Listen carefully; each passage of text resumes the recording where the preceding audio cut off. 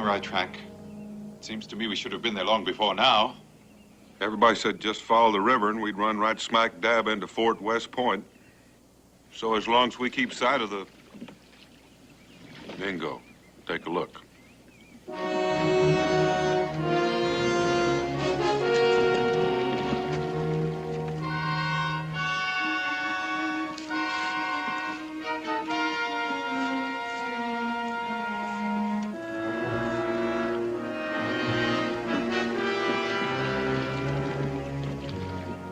Maybe I misunderstood what we were told in Philadelphia, but I was under the impression that this territory was held by the Americans. You'll have no trouble getting from here to Fort West Point, gentlemen. There are no British soldiers on the west bank of the Hudson.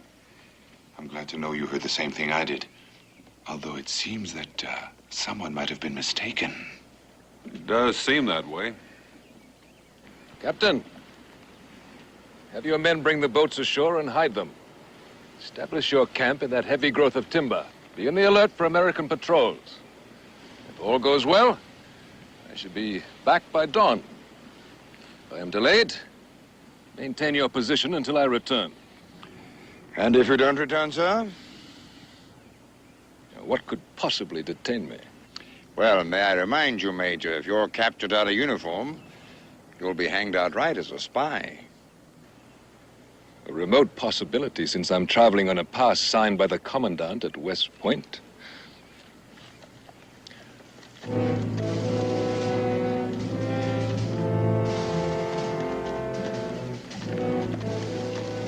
As you can see, Captain, everything is going as we planned. My negotiations are successful. The rebellion will be ended in a month. Ah. What do you make of that? A civilian being put ashore by a large escort of British soldiers. I don't know, Mingo. Sir. I hope I haven't kept you waiting. No, sir, I've just this moment gotten here. The rendezvous has been arranged? Yes, sir, we should be there by dark. Let's be off. Now, carry on. Yes, sir. And good luck, sir. Thank you, Captain.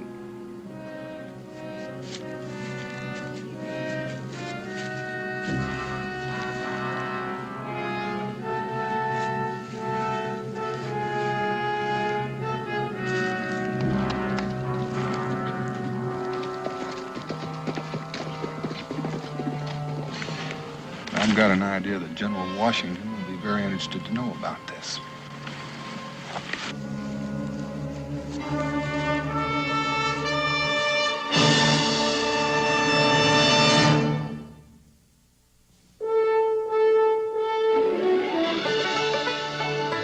Daniel Boone, what a doer, what a dream come a brewer, what Daniel Boone. From a coonskin cap on the top of old Dan to the heel of his rawhide shoe, the rippin'est, roarin'est, fightin'est man the frontier ever knew. Daniel Boone was a man, yes, a big man, and he fought for America to make all Americans free. What a Boone, what a doer, what a dream come a truer was he.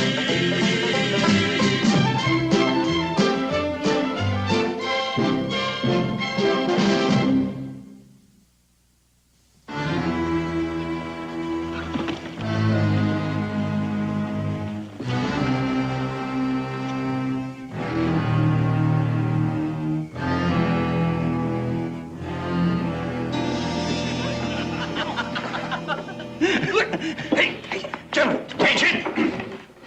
Carry on, men. General, good evening to you, sir. Good evening, Roby. I see the Rangers are engaged in one of their gentler pastimes. Yes, sir. There's a gentleman waiting for you in the back room, sir. Mr. Anderson. An old friend of mine. Fetch me a pitcher of hot rum, Roby. Yes, sir.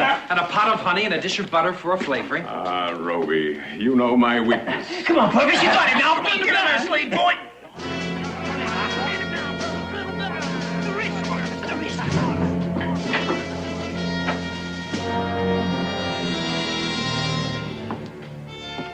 General Scott, Mr. Anderson. we meet at last. Would you care to join me for a brandy? Thank you. I prefer a more robust drink. was wise, General, to have planned this meeting in a roadside tavern. A business meeting in a public place? What's there to be suspect in that? Or would you have preferred coming to my headquarters?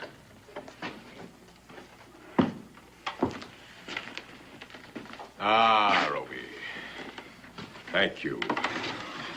Now, would you see to it that we're not disturbed? Yes, sir. And if there's something else you need, please let me know.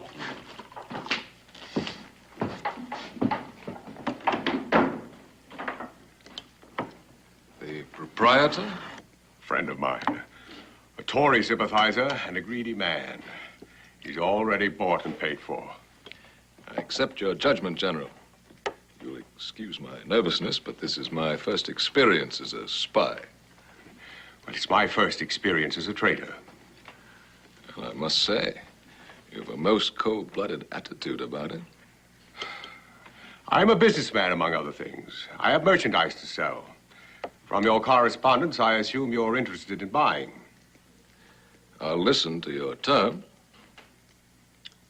20,000 pounds, plus compensation for the property I stand to lose.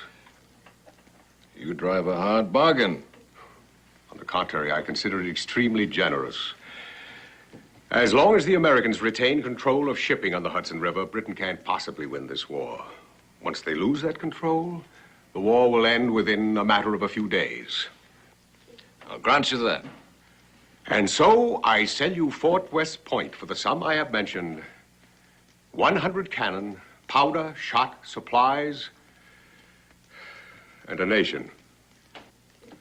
And just how do you intend doing this? Is it a bargain? If I think your plans are feasible. Then listen very carefully. You do it again.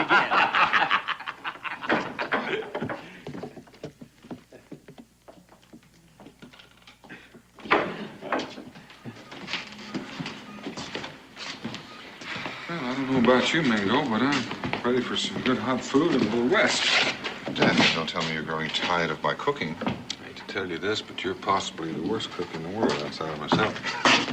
Good evening, gentlemen. Come, sit by the fire and warm yourselves. Well, now, would you look what just walked inside the door?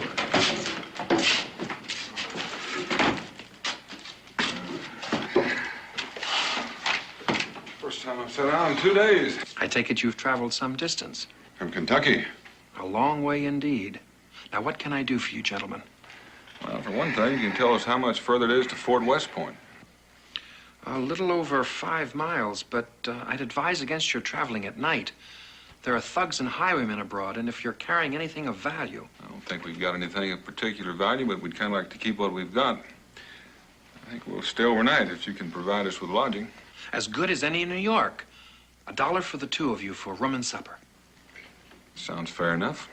Perhaps you'd like a hot rum while I get the food. Like a hot run? That sounds good, too. Then make yourselves at home. I'll be with you in just a moment. Purvis, what are you fixing to do? I'm fixing to extend a personal welcome to that strange Indian who's come amongst us. Oh, now, my, aren't you a wonderful man, even though you can't arm wrestle? I'll go with you.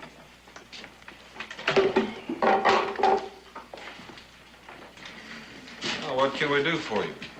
We got this rule that says any Indian comes in here has got to stand a round of drinks. Quaint local custom, I presume. Well, no. The fact is, I just now made it up.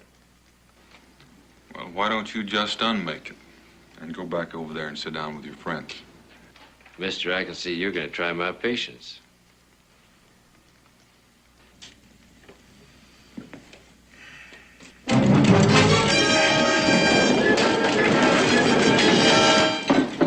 General. Sit down, Mr. Anderson. It's just a barroom brawl. There's no cause for alarm. Now you done it. You went and made me mad. I got a feeling those two are downright unfriendly, Purvis.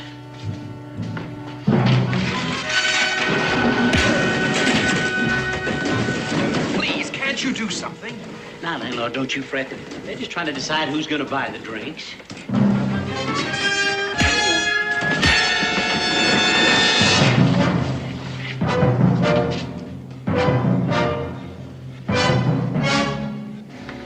About that rule that the Indian always buys the drinks? Well, I got that a little backwards. What I meant to say was, any Indian comes in here, I got to buy the drinks. Because his being here shows his courage, and I'm a man who appreciates courage. Stranger, you just knocked me further than I've ever been knocked before, and I got to admire you for it. There you have the strategy I planned. You find it feasible? I find no major flaws in it, except for one detail. What's that? The iron chain and log boom you have stretched across the river to stop navigation. One link in that chain has already been removed. Sail your ships upriver. It's an easy task to separate the boom. It seems you've thought of everything. I'm a soldier, Major Andre. Mr. Anderson, if you please. I beg your pardon, Mr. Anderson. As I said, I'm a soldier, and as such, I do not commit myself without first planning my campaign. Oh. How can I be sure that this campaign of yours is not a clever ruse to draw Sir Henry Clinton and his army into a trap? As I have explained in our previous correspondence, I am disenchanted with the acts of Congress, violently opposed to our French alliance. I am also in desperate need of money. I consider those sufficient reasons for transferring my loyalty to the Crown, if I can be assured of my personal safety and adequate indemnification for my property. And I see no reason why my word should be questioned. If you'll forgive me, you are presently engaged in violating your oath of loyalty to your country. The word of a traitor must always be suspect. I suppose you're aware that I could have you arrested and hanged as a spy. I'll refrain from that, because I gave my word that you could cross our lines and return unmolested. The word is still good, but I can see we have no further business to discuss. Sit down, General. You've left your rum unfinished. I apologize for my remark. But I must be positive about your attitude. Sir Henry would surely have my hide if I were to fumble such an opportunity. Very well. It seems we've discussed everything except the time. Or had you taken that into consideration yet? Today is the 21st of September, allowing 1 day for your return and 2 days for Sir Henry to bring his army north. West Point should be in British hands by the 26th. So soon? There's a reason for the urgency. General Washington left for Hartford this morning to be gone a week. It must be done during his absence or not done at all. I'll tell Sir Henry. You'll dine with me here tomorrow night. I'll have diagrams of my troop disposition and plans of our fortifications. I'd hoped to return tonight. I have yet to draw the diagrams. And under the circumstances, I dislike carrying any papers. I'm afraid there's no other way. If I send them through the post, they might be delayed. Very well. Tomorrow night, then, at the same time. Until tomorrow. Good night, Mr. Anderson. Attention!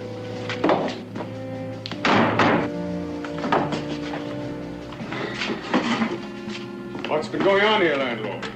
Slight misunderstanding, sir, but it's all been taken care of now. If there's been any damage, bill them for it. I'll see to it that you're paid. Yes, sir. All right, back to the post, or I'll have every mother's son of you in irons.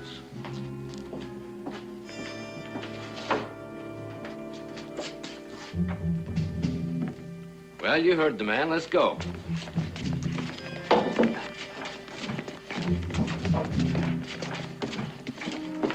Landlord?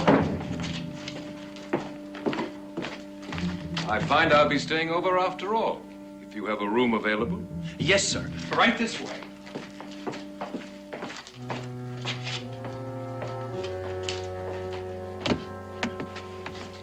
civilian at the river. We didn't get a real close look at him, but that cape and those boots, there's no doubt that he's dressed the same. Coming ashore in a British boat for a private conference with the General of the Continental Army. Can you make anything of that? I could make quite a lot of that without stretching my imagination too far.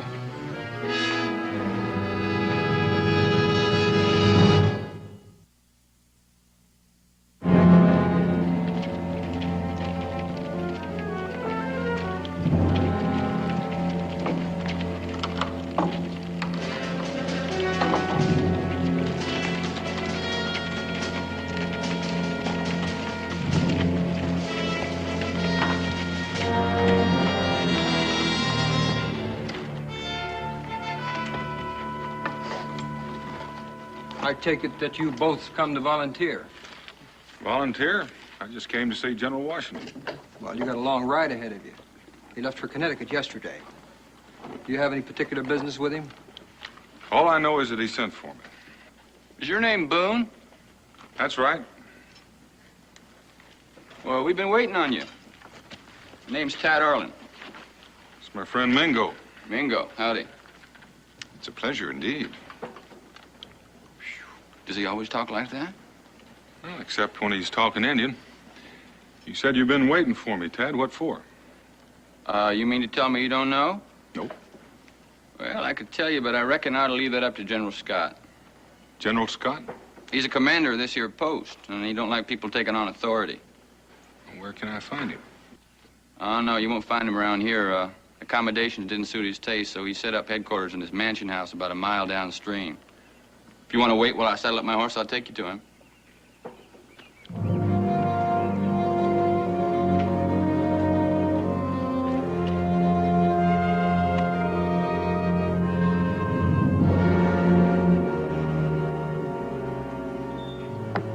The British are presently involved in a major attempt to cut the colonies in two. We are informed that Major Guy Carleton, with 600 soldiers and 200 Indians, is advancing down the shores of Lake Champlain in the direction of Schenectady and Albany. Sir John Johnson, with 600 regulars, has been joined by Brant, with 600 Indians, at Unadilla. This force will sweep toward the frontiers at the headwaters of the Schoharie. Now, our troops in this area are numerically inadequate to cope with such an overwhelming force. And it is General Washington's intent to create a diversionary action to relieve the pressure. In order to do this, he hopes to form a company of volunteers, 150 strong, all woodsmen and experienced Indian fighters. Now, this force will move west along the Mohawk, destroying the Indian villages. You, Mr. Boone, have been selected as their captain. Are there any questions? When is all this supposed to get underway? Oh, as soon as the men can be assembled and equipped. How many men do you have today? Well, they've been straggling in by ones and twos. How many would you say, Sergeant? Oh, I'd say about 20, including myself, sir. I'm afraid the response has not been as enthusiastic as General Washington anticipated. It's quite possible that you made a long and arduous trip, all for nothing. At any rate, nothing can be done until the General returns. When is that? Hopefully, within a week. However, that depends on how things are progressing toward the east. And now, if there are no further questions. Oh, I almost forgot, General. Yes, Mr. Boone. Mingo and I saw some British soldiers coming ashore 10, 12 miles down the river. British troops on the west side of the river? I'll have it investigated, Mr. Boone. They had a civilian with them. Oh, that would explain it then. Undoubtedly a mail courier. They're permitted to go back and forth under a flag of truce. You ought to know, General, you were with that man in that tavern down the road last night. Oh, you mean Mr. Anderson? A merchant from New York. I did business with him in Philadelphia. A merchant with a military escort. A privileged character, Mr. Boone. He has dealings with both sides. It's not at all unusual. Just thought I'd mention it.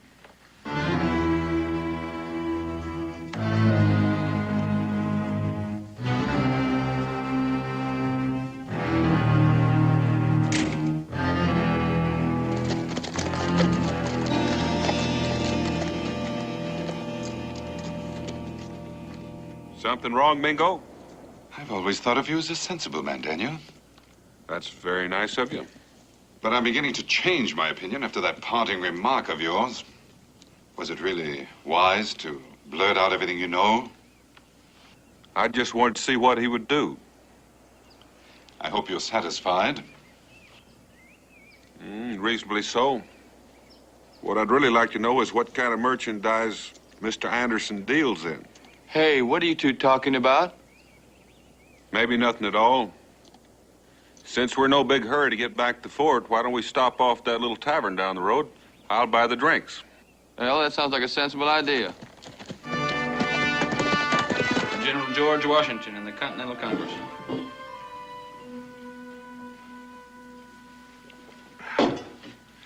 How long have you been around here, Ted? Oh, about a month now. I only live a little way upriver, so I reckon I was just about the first one to get the word. What do you know about this General Scott? Oh, about what everybody else knows, I guess. Well, how much is that? Mingo and I are from the back country, and we're not too well informed. Well, folks say he's married to this girl from Philadelphia. Come from a real rich family. Couldn't get along on what a general gets paid, so... Starts to get more and more in debt. That's right. I even heard he misused Army funds. If it hadn't been for General Washington, they'd have busted him clean out of the Army. Is he still married to this woman? Yeah. I've seen her a couple times when she come up from Philadelphia. She's a real good-looking girl. Well, I reckon that explains it, then. Explains what? Well, I was just wondering what it'd take for a man to start dealing with the British. General Scott? It's beginning to look that way. Well, I admit I don't care much for him, but I'd hate to believe that about him. Best begin to prepare yourself. Sergeant Arlen? Corporal, what are you doing around here? Looking for you. Well, I'm never very hard to find. What do you want me for? I'm taking you back to the fort, all three of you. Well, do you mind telling me what this is all about, Corporal? General Scott's orders. All personnel are to report immediately and be confined to the post until further notice. Well, I don't suppose this would apply to Mingo and I. We're not signed up for anything. It applies to you, so just get on your feet and let's get going. What would happen if Mingo and I said we didn't want to go?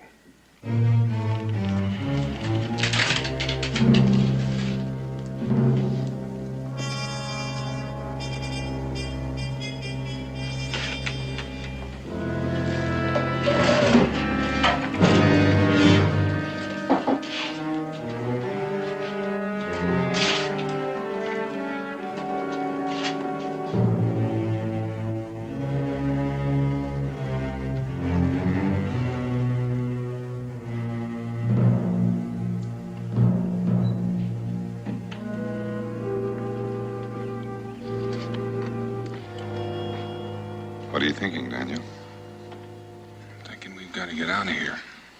You know why he's keeping us penned up in here, don't you? Maybe he didn't care too much for your topic of conversation back there. At least we found out what we had to know.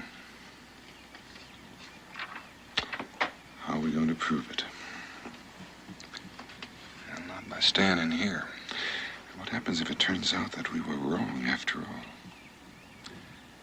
Well, we'd probably be heading back for Kentucky sooner than we thought, and probably a whole lot faster.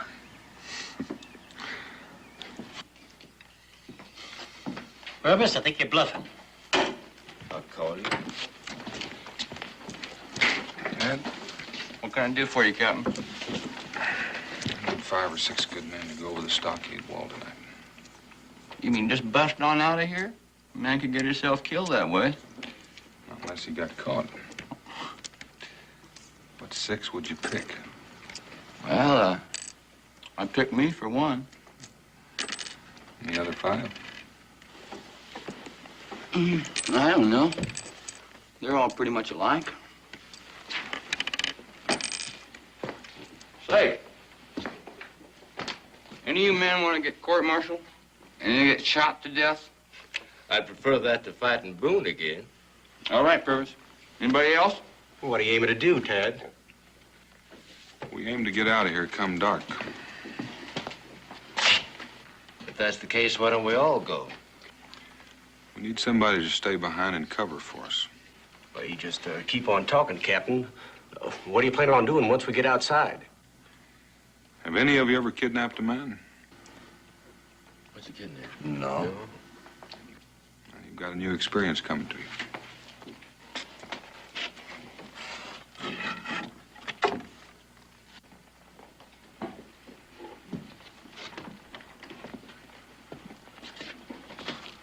Are you fixing on stealing the general? Not until I have proof of what I think. Right now, I'm fixing to take out after a Mr. Anderson.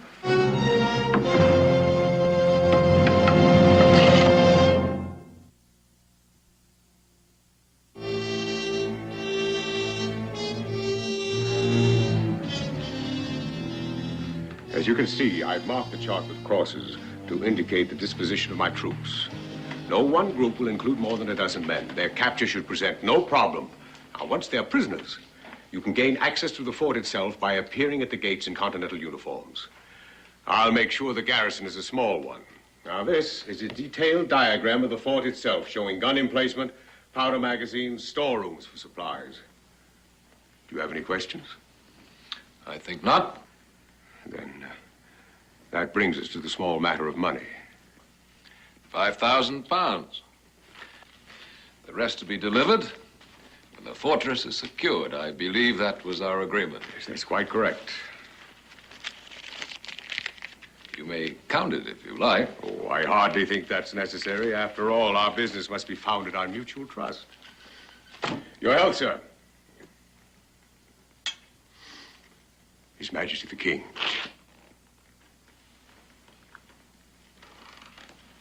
Now, if you'll excuse me, General, I'm anxious to be on my way. Oh, I suggest you hide those in your boot in case some highwayman tries to take your purse. They're quite damning evidence. For both of us, the handwriting happens to be yours. A gesture of good faith on my part.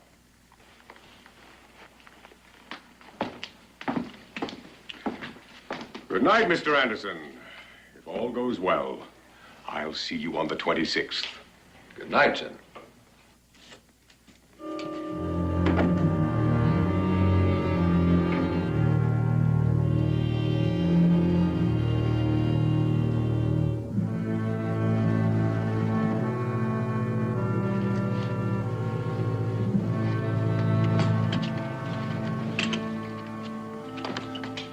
I almost forgot. You fellas go ahead. My money, I won fair and square, you know.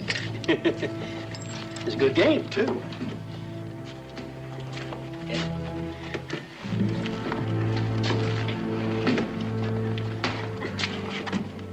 You know what you're supposed to do. Captain, don't you worry about a thing. We'll put on a good show.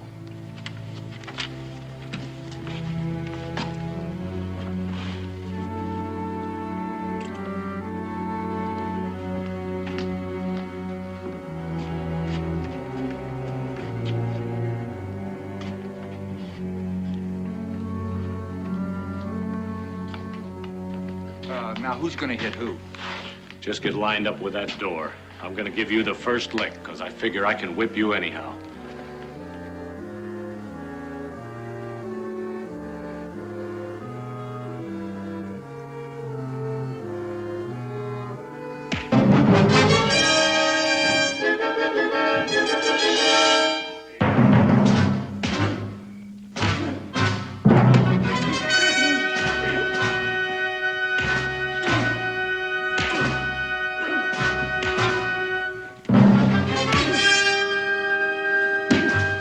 Corporal of the guard!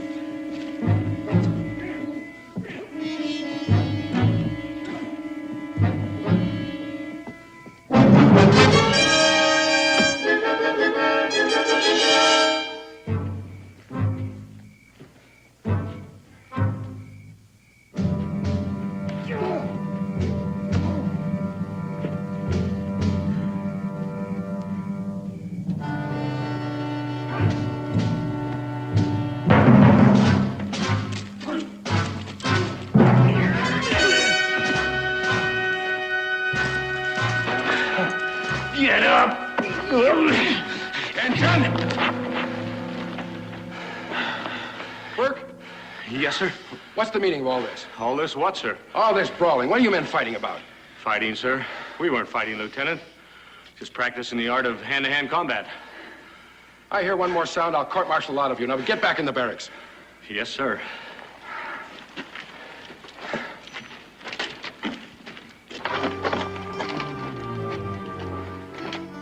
Are we all here? All present and accounted for. Sounds like the war inside's over. We better hightail it to those trees before the sentries take their post. Captain, just one thing bothers me. What's that? How do we get back in? Well, if I'm right, we'll walk in through that gate. But if I'm wrong, you better head for the hills because that's where I'm headed.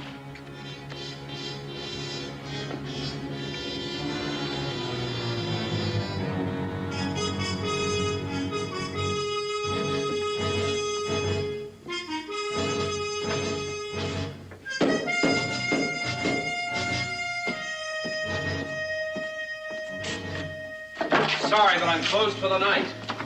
Well, this may come as a surprise to you, Mr. Rowley, but you just opened up again. Come on in, boys. But I thought you were confined to quarters. The general changed his mind. Mr. Anderson, your guest, is he retired for the night? Mr. Anderson, oh, he's the New York merchant who was lodging here. Did you say he was lodging? Yes, he left shortly after dinner. He must be well on his way to New York town by now. Well, Captain, you tried, but I reckon we're a little late. There's a chance those British boats won't leave until morning. British boats? On the west shore of the Hudson? Well, the general should be informed of this. The general already knows, Mr. Roby. Do you have any horses? I have two, but they're both sorry mounts. Purvis, you and Tatum saddle the horses. Mingo, you'll ride with me. Noble, you and Slade keep an eye on Mr. Roby. He may not be mixed up in this, but we can't afford to take the chance. The rest of you can follow me on foot. Captain, you know it's 5 or 6 miles to Teller's Point. Now, that's a long way to walk. Wait a minute. I got an idea. There's a farmer living down the road with a wagon and a team. Now, that'd get us there a lot faster, wouldn't it? Do you think he'd lend them to you at this hour of the night? Well, Mingo, I was figuring he could be persuaded. Let's go.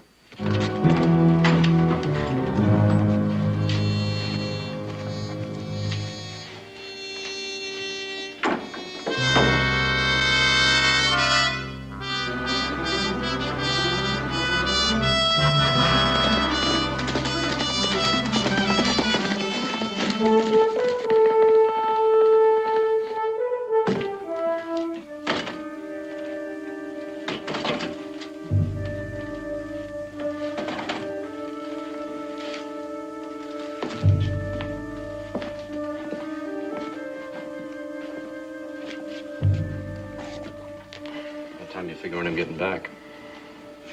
Depends on what kind of trouble I run into. But if they ain't back for dawn, I'm heading out. I got no hankering to face a firing squad. The night's still long, gentlemen. Another drink or two might make it shorter. There'll be no charge, of course. Well, now that's what I call real hospitable, especially for a man that's being held a prisoner.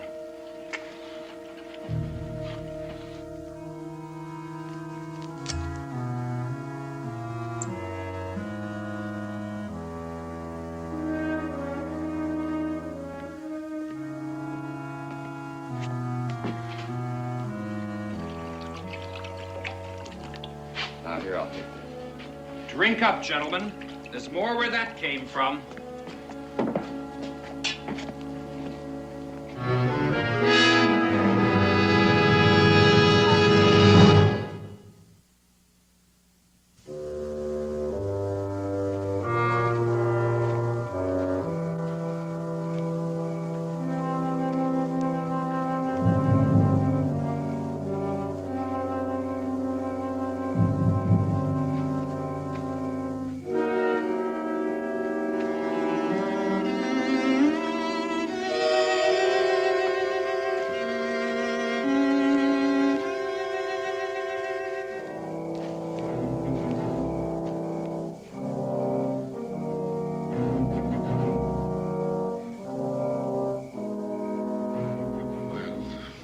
At least we know where he is. Now all we have to do is figure out a way to abduct him.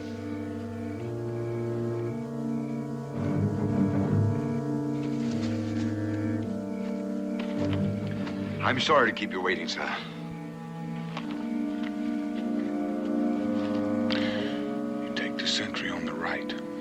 the other one.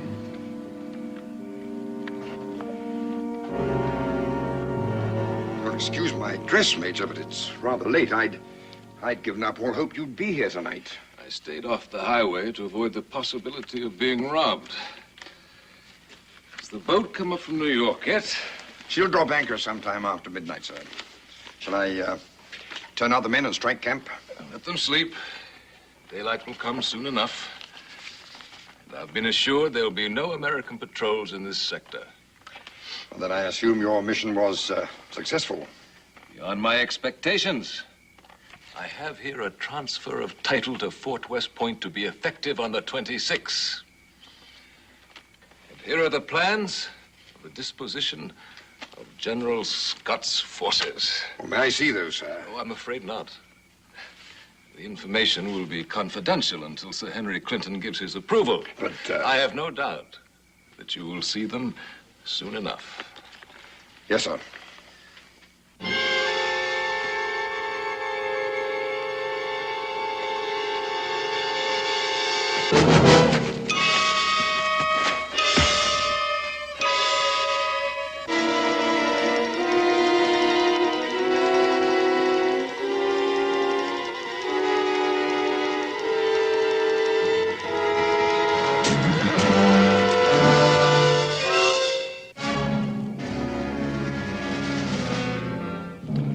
Are you sure General Scott can be trusted to carry out his end of the bargain? The handwriting is his warranty. If he fails, I'll see the plans fall into the proper hands, and he'll be hanged for treason. Yes, of course. Well, if you'll excuse me, Major, I'll try and get some sleep. A capital idea.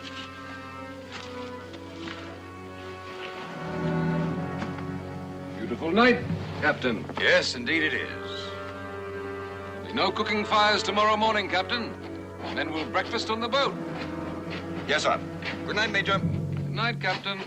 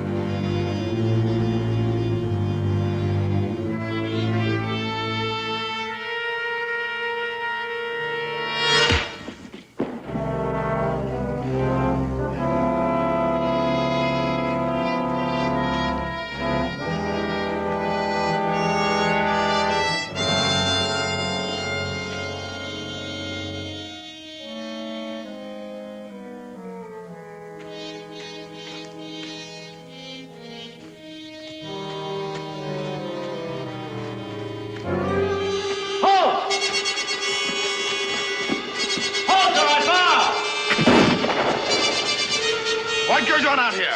Captain, over here! Guard!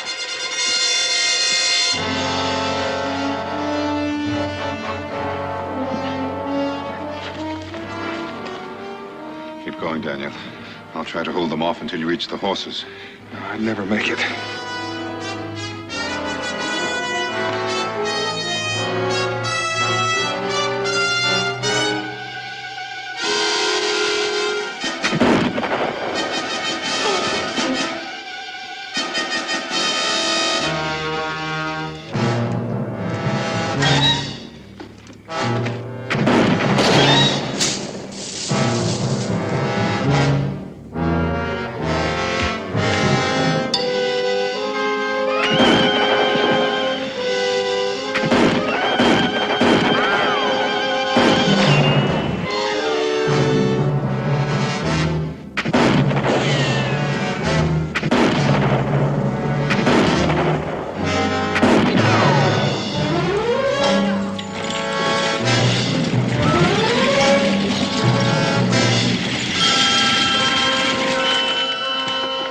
Judging from the sound of things, they didn't wait.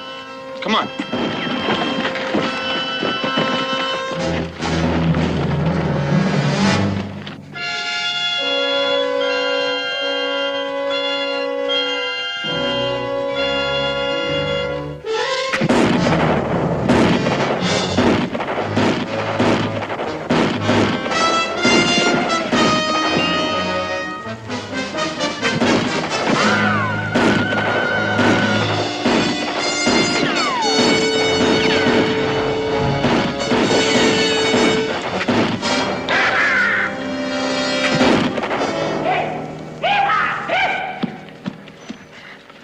You all right? Yeah. Well, the reinforcements arrived in time.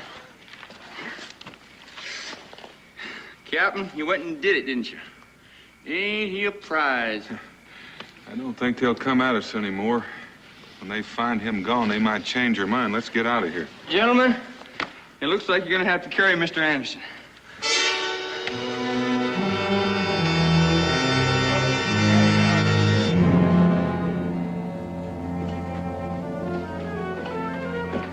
Let me in. Let me in. I have no time to be announced. General, I tried to keep him out. It's all right, Oliver. Let him in. Yes. No, Roby, will you please explain this unwarranted intrusion? You were told never to come here. Your pardon, sir, but this couldn't wait. They know. Who knows what? The Rangers, sir. They found out about you. They've gone after Mr. Anderson. Oh, confounded man, that's impossible. I made sure they were all restricted to the post. Then some of them escaped. They came to the tavern just as I was closing and held me prisoner. I just now broke free of them. I'll wager Boone was with them. A big man with an Indian friend. That's the one. I should have had him put in irons. There's an irony, Roby. All my months of careful planning thwarted by an unschooled farmer in a coonskin cap. There's little chance they could capture Andre. He has a sizable escort of British troops. And without him, there's no proof. And I can have those Rangers up before a firing squad tomorrow. On the other hand, it's best to be prepared. It's possible they'll try to contact Washington. Oliver! Yes, General? See that a boat's put in the water and pack what personal belongings it can carry. There'll be a British frigate dropping anchor off Point Teller sometime after midnight. We'll board under a white flag. Tonight, sir? Within the hour. And Oliver, dismiss the guards. Yes, sir.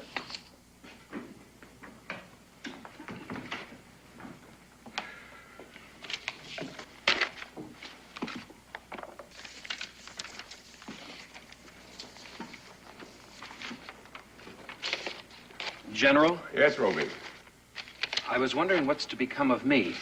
I dare not return to my tavern. My coming here to warn you proves my guilt. Unfortunately, Roby, that can be a consequence when you start to dabble in intrigue. But you could take me with you. That was not part of our bargain. And I doubt if the British could find any use for your peculiar talents. Then I'll take my money on a horse. The Rangers borrowed mine. Money, Roby? What money? That's the penalty for failure. It seems that none of us will benefit financially. You're welcome to the horse. But you promised me £1,000. Contingent upon my being paid. I'm a poor man, Roby. Undoubtedly as destitute as you are. But you were paid £5,000 this very night by Major Andre. You were eavesdropping. A man must look after his own interest. I'll take the £1,000, or I'll see to it that you do not board that British ship. You're quite right, Roby. You deserve your pay.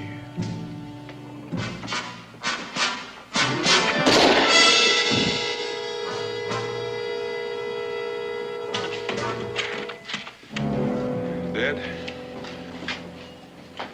Dead drunk. More probably drugged. Seems we underestimated Mr. Roby.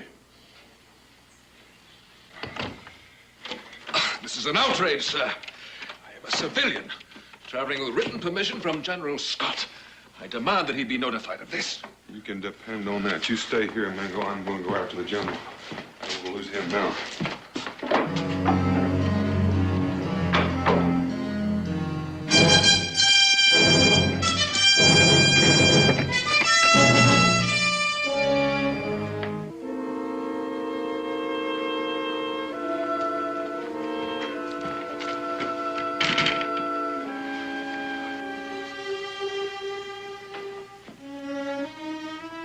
Roby, who did this to you? General. Where is he now? Boat. British. Waiting.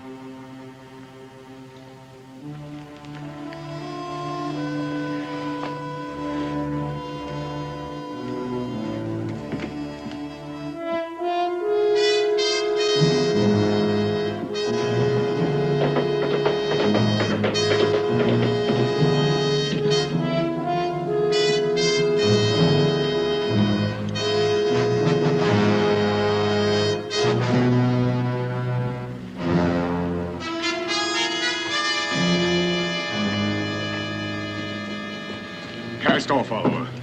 I'm afraid our time is growing short.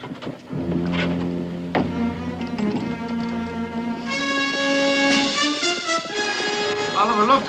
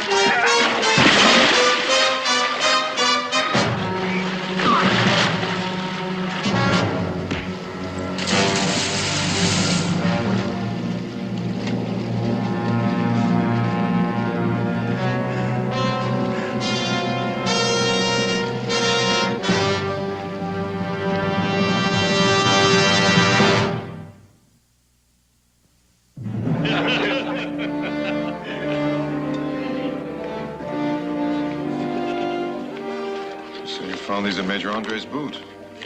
Documents selling the nation.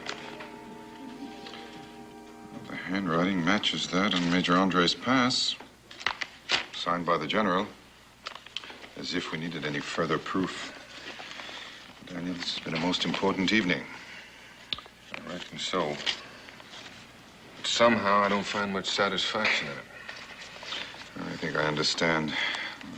Treason has a bitter taste about it. It's a pity Roby's no longer alive. He made a most superior hot rum punch. I consider that remark in rather poor taste, General. Fortunes of war. Eat and drink. For tomorrow we die. Your health, Major. I hate to break up this free liquor party, but we've got to get back to the fort. Somebody's got to take the news to General Washington. Captain, you reckon they're going to let us back in? Oh, I think so, considering we have the general with us. Captain, you do me one little favor. When we go back in, put a gag on the general. He's liable to order them troops to shoot at us. You think I couldn't be trusted to hear them talk, implying that I'd stoop to treachery. Are you ready, General? I'm ready, Mr. Boone.